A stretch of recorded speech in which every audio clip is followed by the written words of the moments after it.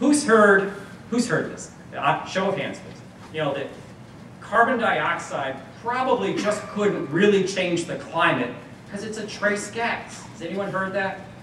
Yeah, a few people. Okay, a few people have heard that. I've heard that. Some people have come up and told me that. Well, you know, okay.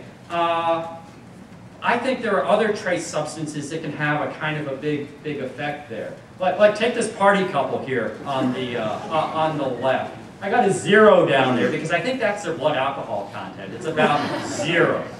So now if you kind of fast forward, and you go to 390 parts per million, which, oh, by the way, is a content of 0.039, or let's call it 0.04.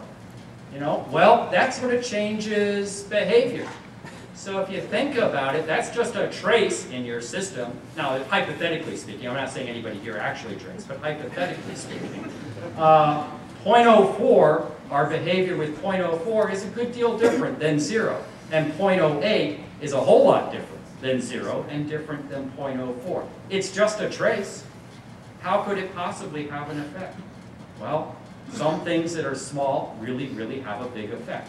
We know, and go do the calculations, they're fairly simple, and the real proof is go look at Mars. You can go and actually observe it. That if we took all the carbon dioxide, all the greenhouse gases out of the atmosphere, our average temperature on the Earth would be -1 Fahrenheit. Pretty darn cold. It would not be a good place to live here. Pre-industrial, the average is about 59 degrees Fahrenheit. So some greenhouse gases are not only good, they're necessary for the kind of life we have. This is not, something about greenhouse gases evil, but it's how much you have. It's sort of the Goldilocks thing. Too little is bad, too much is bad. What we have adapted to over hundreds of thousands of years is about where our civilization, our life does well.